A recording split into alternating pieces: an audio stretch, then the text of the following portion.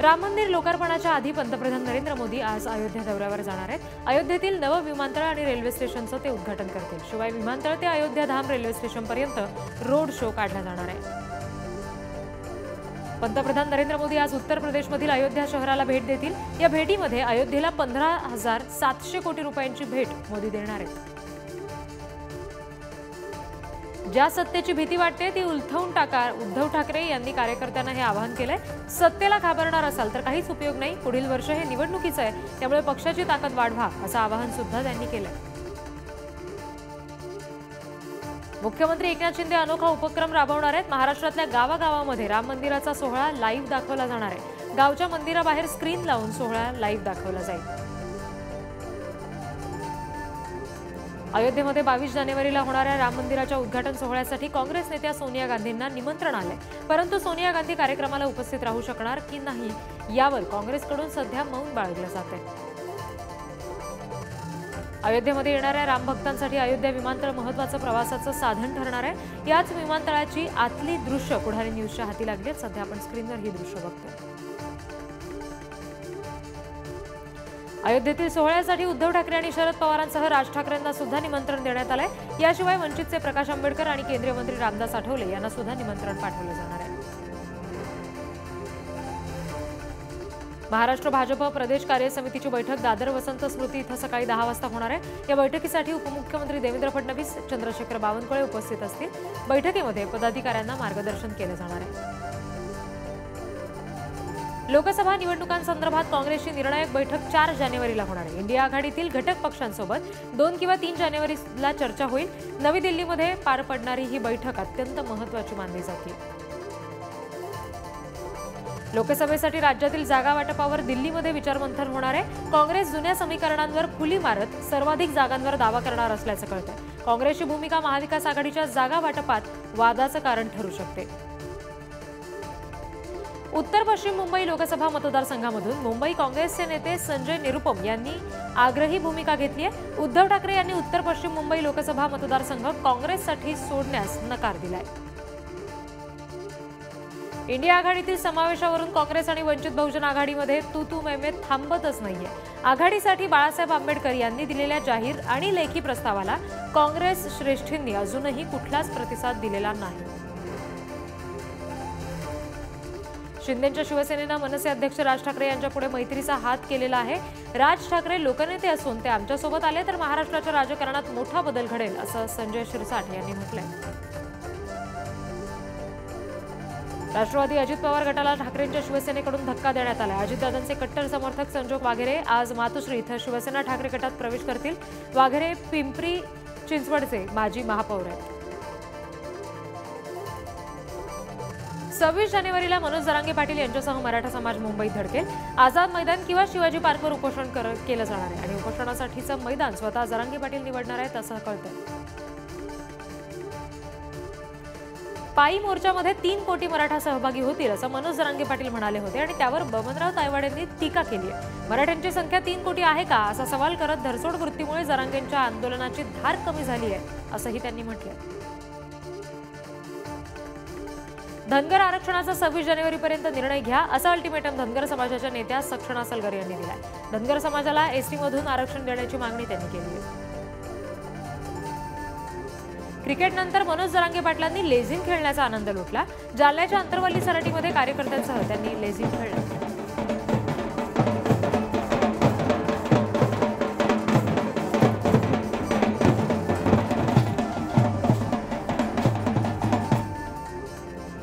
Vande Bharat express आज जालना इथून मुंबईकडे रवाना होईल. या दरम्यान ती छत्रपती संभाजीनगर रेल्वे स्थानकावर थांबणार असल्यामुळे तिच्या स्वागताची जय्यत तयारी करण्यात येते. शेतकरी आक्रोश मोर्चा सांगता सभा 4 वाजता होणार आहे. शरद पवार, बाळासाहेब थोरात, संजय राऊत, सुप्रिया सुळे सभेला उपस्थित असतील. काँग्रेस नेते सुनील केदार यांच्या जामिनावर आज सुनावणी होणार आहे. त्यामुळे केदारांना जेल की बेल ते आज स्पष्ट होईल. 150 कोटींच्या रोखे घोटाळ्यामध्ये केदारांना 5 वर्षाची शिक्षा सुनावली. एसीबीकडून दाखल झालेल्या मनपा फसवणूक प्रकरणामध्ये सुधाकर बडगुजर यांना मोठा दिलासा मिळालाय. न्यायालयाकडून सुधाकर बडगुजर यांना अंतरिम जामीन मंजूर करण्यात आलाय. कुलाबा, वरळी, माझगाव, बीकेसीची हवा पुन्हा बिघडली आहे. एअर क्वालिटी इंडेक्स 200 पार पोहोचलाय. वाढत्या थंडीमुळे मुंबईकरांच्या आरोग्यावर सुद्धा परिणाम होतोय. एमपीएससीकडून 27 एप्रिलला महाराष्ट्र राजपत्रित नागरी सेवा संयुक्त पूर्व परीक्षा 2024 घेतली जाणार आहे. ही परीक्षा राज्यभरातील 37 जिल्हा केंद्रांवर घेतली जाईल. 274 पदांची भरती यामधून होणार आहे. 31ला दक्षिण मुंबईमध्ये फिरायला येणाऱ्या पर्यटक आणि प्रवाशांच्या सोयीसाठी बेस्ट प्रशासनानं जादा 25 बसेस चालवण्याचा निर्णय घेतलाय. त्यामुळे रात्री उशिरा घराबाहेर राहणाऱ्या प्रवाशांना दिलासा मिळणार आहे. नवीन वर्षाच्या पूर्वसंध्येला वाहतूक कोंडी आणि गर्दी टाळण्यासाठी मुंबई वाहतूक पोलिसांनी कंबर कसली आहे. जुहू चर्च रोड, जुहू रोडचा काही भाग, जुहू तारा रोड आणि वैकुंठलाल मार्ग नो पार्किंग झोन म्हणून घोषित केलेत. मुंबईतील किरकोळ विदेशी मद्य विक्रीच्या दुकानांना बंद करायच्या वेळेमध्ये शिथिलता दिली गेली आहे. ही शिथिलता 31 डिसेंबर 2023ला रात्री 10:30 वाजल्यापासून ते दुसऱ्या दिवशी म्हणजे 1 जानेवारी पहाटे 1 वाजेपर्यंत असणार आहे. मुंबई हद्दीमध्ये शांतता सुव्यवस्था अबाधित राखण्यासाठी मुंबई पोलीस आयुक्तालयाच्या हद्दीमध्ये 5 जानेवारीपर्यंत जमावबंदी लागू केली आहे. मिरवणूक काढणं, लाऊडस्पीकर, वाद्य, बँड, फटाके फोडायला प्रतिबंध घातला गेलाय. नववर्षाच्या पार्श्वभूमीवर ठाणे पोलिसांनी मोठा बंदोबस्त ठेवलाय. मद्यप्राशन करून गाडी चालवणाऱ्यांवर पोलिसांची करडी नजर असेल. ठिकठिकाणी नाकेबंदी आणि चोख पोलीस बंदोबस्त तैनात ठेवलाय. पुणे जिल्ह्यामध्ये 31च्या पार्श्वभूमीवर राज्य उत्पादन शुल्क विभागाकडून 17 पथकं तैनात केली आहेत. या पथकामध्ये 50 अधिकारी आणि 125 कर्मचाऱ्यांचा समावेश आहे. 31 डिसेंबरच्या पार्श्वभूमीवर पोलीस प्रशासन सतर्क झालंय. जागोजागी नाकाबंदी करत ड्रंक अँड ड्राईव्ह मोहीम राबवली जाते. तळीरामांविरोधात 31 फीवर उतरेपर्यंत कल्याण डोंबिवलीमध्ये कठोर कारवाई केली जाणार आहे. उपनगरीय रेल्वेच्या देखभाल दुरुस्तीसाठी उद्या मेगा ब्लॉक घेतला जाणार आहे. मध्य आणि हार्बर मार्गावर दुरुस्ती करण्यात येणार आहे. त्यामुळे मुंबईकरांना प्रवास करताना अडचणींचा सामना करावा लागू शकतो. आरे वांद्रे कुर्ला कॉम्प्लेक्स या मार्गावर उभारलेली मेट्रो 3 आता थेट एप्रिलमध्ये धावणार आहे. मेट्रो 3 साठीचं कारशेड उभारणीचं काम पूर्ण झालं नाहीये, त्यामुळे हा मुहूर्त लांबणीवर पडलाय. अन्यथा डिसेंबर 2023 मध्ये मेट्रोचं उद्घाटन निश्चित झालं होतं. डोंबिवली रेल्वे स्थानकातील फलाट क्रमांक 3 आणि 4 वरील जिना रविवारपासून 40 दिवस प्रवाशांसाठी बंद राहणार आहे. देखभाल आणि दुरुस्तीच्या कामासाठी जिना बंद ठेवला जाईल. राज्यातली सगळी रेशन दुकानं सोमवारपासून बेमुदत बंद राहणार आहेत. प्रलंबित मागण्यांसाठी दुकानदारांनी हा एल्गार पुकारलाय. या देशव्यापी आंदोलनादरम्यान राज्यातील 5 लाख तर 53,000 दुकानं बंद राहणार आहेत. 500 चौरस फुटांपेक्षा मोठी घरं असणाऱ्या मुंबईकरांना 15 ते 40% मालमत्ता करवाढीला सामोरं जावं लागणार आहे. मालमत्ता करामध्ये रेडी रेकनरच्या दरानुसार वाढ करण्याचा निर्णय महापालिकेनं घेतलाय आणि त्यानुसार वाढीव देयकं पाठवण्यात आली आहेत. राज्यामध्ये शुक्रवारी 129 कोरोनाचे नवे रुग्ण आढळले. राज्यात आढळलेल्या एकूण रुग्णांपैकी मुंबईमध्ये सर्वाधिक म्हणजे 15 रुग्ण आढळलेत. ठाणे पालिका क्षेत्रामध्ये 12 रुग्णांची नोंद झाली आहे. शिर्डीमध्ये मंदिर परिसरात नो मास्क नो एंट्रीचा फलक लावला गेलाय. दर्शनासाठी येणाऱ्या ज्या भाविकांकडे मास्क नसेल त्यांना दर्शनासाठी प्रवेश दिला जाणार नाही. देशभरात कोरोनाचे रुग्ण वाढले, त्यामुळे प्रशासन सज्ज झालंय. राज्यभरात तब्बल 9 लाखांवर बालकं आजारी आहेत अशी माहिती समोर येते. 0 ते 18 या वयोगटातल्या 2 कोटी मुलांची आरोग्य तपासणी झाली आहे, ज्याच्यामधून ही धक्कादायक माहिती समोर आली आहे. भीमा कोरेगाव इथं 1 जानेवारी 2024 रोजी विजयस्तंभ अभिवादन कार्यक्रमाचं आयोजन करण्यात आलंय. त्या पार्श्वभूमीवर पुणे नगर महामार्गावरील वाहतूक कोंडी टाळण्यासाठी रविवारपासून वाहतूक बदल करण्यात येतोय.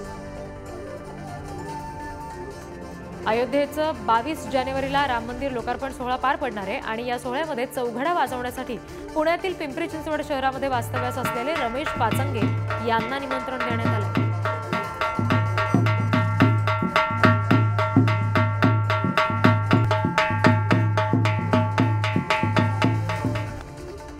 म्हाडा सीडीपीच्या वांगणी इथल्या 2000 सदनिकांसाठी ऑनलाईन अर्ज नोंदणी सुरू झाली आहे. 26 जानेवारीला या घरांची सोडत निघणार आहे. सांस्कृतिक विभागाच्या वतीनं राज्यातील प्रत्येक जिल्ह्यामध्ये 2 अशी 75 अद्ययावत नाट्यगृह उभारण्यात येणार आहेत आणि याची घोषणा सांस्कृतिक कार्यमंत्री सुधीर मुनगंटीवार यांनी सांगलीमध्ये बोलताना केली आहे. 31 डिसेंबरला शेगावच्या गजानन मंदिरामध्ये भक्तांची मोठी गर्दी होऊ शकते आणि संभाव्य गर्दी लक्षात घेऊन 31 डिसेंबरला रात्री शेगावचं गजानन महाराज मंदिर सुरू ठेवलं जाणार आहे. प्रवासी संख्या वाढत असल्यामुळे एसटीच्या महसुलात वाढ होते. वाढत्या महसुलामुळे एसटीची वाटचाल आत्मनिर्भरतेकडे होताना दिसतेय. गेल्या 4 महिन्यात एसटी महामंडळाला राज्य सरकारनं 0 अर्थसहाय्य केलं. MMRDAनं मेट्रो 6 स्थानकाच्या कामाला गती दिली आहे. या मार्गिकेवर 13 स्थानकांमध्ये प्रवाशांना सहज पोहोचता यावं यासाठी वाहतूक सुविधा एकत्रीकरण केलं जाणार आहे. मध्य रेल्वेच्या मेन लाईनवर उशिरापर्यंत लोकल का नाही असा सवाल प्रवासी उपस्थित करतात. नवीन वेळापत्रकामध्ये शेवटच्या लोकलची वेळ वाढवण्याची मागणी प्रवासी करतात. 13 कोटी जनतेच्या रक्षणासाठी अहोरात्र सज्ज असणाऱ्या महाराष्ट्र पोलीस दलामध्ये मनुष्यबळाची कमतरता आहे. वारंवार पोलीस भरती घेऊनही तब्बल 33,328 पदं रिक्त आहेत. अंगणवाडी सेविका मदतनीस 4 डिसेंबरपासून संपावर आहेत आणि त्या संपावर गेल्यामुळे अंगणवाडीतील 3 ते 6 या वयोगटातल्या मुलांना आहार आणि शिक्षण मिळण्यास अडचणी निर्माण झाल्यात. याविषयीचं परिपत्रक जारी करण्यात आलंय. IIT मुंबई या संस्थेच्या एका माजी विद्यार्थ्यांनी वर्गणीमधून जमवलेली 57 कोटी रुपयांची देणगी दान केली आहे. एका वर्गातील विद्यार्थ्यांनी जमवलेली ही सर्वाधिक देणगी मानली जाते. या निधीमध्ये 200 पेक्षा जास्त माजी विद्यार्थ्यांनी योगदान दिले. दिंडोशी पोलीस ठाण्यातील एका पोलिसाच्या मांजामुळे मृत्यू झाला आणि त्यानंतर प्रशासन जागा झालंय. पोलिसांनी नायलॉन मांजा विक्रेत्यावर धडक कारवाई सुरू केली आहे. पुणे शहर आणि जिल्ह्यातील शेतीची तहान भागवणाऱ्या खडकवासला धरण साखळीमध्ये गतवर्षीच्या तुलनेत जवळपास 11% कमी पाणीसाठा आहे. शुक्रवारी संध्याकाळी धरण साखळीमध्ये 21.71 TMC पाणीसाठा शिल्लक होता. गेल्या वर्षी याच दिवशी धरण साखळीमध्ये 25.04 TMC पाणीसाठा होता. ऐन हिवाळ्यामध्ये मराठवाड्यातील अनेक शहरांना पाणी टंचाईचे चटके बसत आहेत. 73 पैकी 68 नगरपालिका आणि नगरपंचायतींमध्ये सरासरी 5 दिवसातून एकदा पाणी पुरवठा केला जातो. महिन्याभरापूर्वी जळगाव जिल्ह्यामध्ये मोठ्या प्रमाणात अतिवृष्टी झाली, ज्यामुळे शेतकऱ्यांचं नुकसान झालं. पंचनामे झालेत, मात्र शेतकरी अजूनही नुकसान भरपाईच्या प्रतीक्षेत आहेत. त्यामुळे आर्थिक संकटात ते सापडले. बुलढाण्यातील खामगाव तालुका दुष्काळग्रस्त घोषित करावा. सरसकट शेतकऱ्यांना कर्जमाफी करावी. 100% पीक विमा शेतकऱ्यांच्या खात्यात जमा करावा. या मागणीसाठी गेल्या 3 दिवसापासून उपोषण सुरू आहे. उपोषणकर्त्यांची प्रकृती आता खालावतीये. दुष्काळी भागातील पीक कर्ज वसुलीसाठी स्थगिती देण्याचा निर्णय सहकार विभागाकडून घेतला गेलाय. राज्यातील 40 तालुक्यांसह 1021 महसूल मंडळांमध्ये दुष्काळ जाहीर करण्यात आल्याच्या पार्श्वभूमीवर हा निर्णय घेतला गेला. जलयुक्त शिवार अभियान 2.0 शेतकऱ्यांसाठी अतिशय महत्त्वाचं आहे आणि या अभियानामध्ये पाणलोट क्षेत्र विकासासाठी आवश्यक मनुष्यबळ उभारण्यात उपलब्ध नसेल तर मग नवीन पदनिर्मिती करून पद भरण्याचे निर्देश उपमुख्यमंत्री फडणवीसांनी दिलेत. बुलढाण्याच्या संग्रामपूरमध्ये संत्रा प्रक्रिया केंद्र उभारणीला राज्य शासनानं मान्यता दिली आहे. सोनाळा इथं संत्रा उत्पादक शेतकऱ्यांनी फटाके फोडून यावेळी जल्लोष साजरा केला.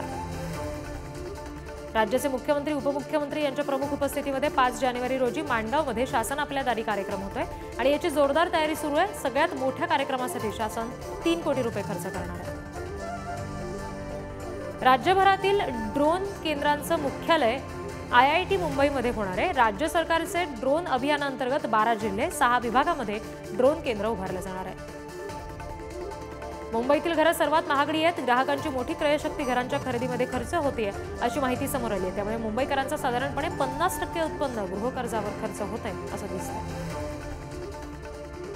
विकसित भारत संकल्प यात्रा आज पुण्यामध्ये आली आणि सत्ताधारी महाविकास आघाडीच्या नगराध्यक्ष आणि नगरसेवकांनी यात्रेला रोखण्याचा प्रयत्न केला, पण भाजप आणि महाविकास आघाडीच्या नगरसेवक आणि कार्यकर्त्यांमध्ये जोरदार धक्काबुक्की झाल्याचं चित्र सुद्धा पाहायला मिळालं. पदवीधरसाठी कोकणामध्ये 2.5 पट मतदार वाढलेत. 5 जिल्ह्यांमधून 46,000पेक्षा जास्त जणांची नोंदणी झाली आहे. आज अंतिम यादी प्रसिद्ध होईल. आता छत्रपती शिवाजी महाराज यांच्या वागणखानच अफजल खानाच्या विचाराचा व्हायरस काढणार असं विधान मंत्री सुधीर मुनगंटीवार यांनी केलंय. त्याचबरोबर औरंगजेबाचं थडगं बांधणं हे दुर्दैवी आहे असं विधान सुद्धा त्यांनी केलं. मराठा आरक्षणाच्या मुद्द्यावर हिंगोलीच्या दौडगाव इथं मराठा आंदोलकांनी ईव्हीएमचं प्रात्यक्षिक रोखलं. निवडणूक विभागाकडून हे प्रात्यक्षिक दाखवण्यात येत होतं. जनजागृतीच्या उद्देशानं प्रात्यक्षिक राबवलं जात होतं. नाशिकमध्ये पालकमंत्री दादा भुसेंच्या घराच्या बाजूला असलेल्या बंगल्यावर सशस्त्र दरोडा पडला. या हल्ल्यामध्ये 2 जण जखमी झालेत. दरोडेखोरांना स्थानिकांनी चांगला चोप दिला. त्यानंतर दादा भुसेंनी पोलीस प्रशासनाला धारेवर धरलं. वर्षभरात मद्यपी चालकांकडून 10 लाखांचा दंड पालघर पोलिसांनी वसूल केलाय. पालघर जिल्ह्यामध्ये वाहतूक पोलिसांनी 415 वाहन चालकांवर कारवाईचा बडगा उगारला. लोणावळा ग्रामीण पोलिसांनी वर्सोली टोलनाक्यावरून एक गावठी पिस्तूल बाळगणाऱ्या तरुणाला अटक केली आहे। त्याच्याकडे जिवंत काडतुसं सुद्धा असल्याचं समोर आलं। चंद्रपूरच्या कुलथा इथल्या प्रकरणामध्ये महसूल सह खनिकर्म अधिकाऱ्यांवर गुन्हे दाखल करा अशी मागणी रिपाईकडून केली जाते। वाळू तस्करांकडून सरपंच आणि नागरिकांना मारहाण केली जात असल्याचं प्रकरण आहे।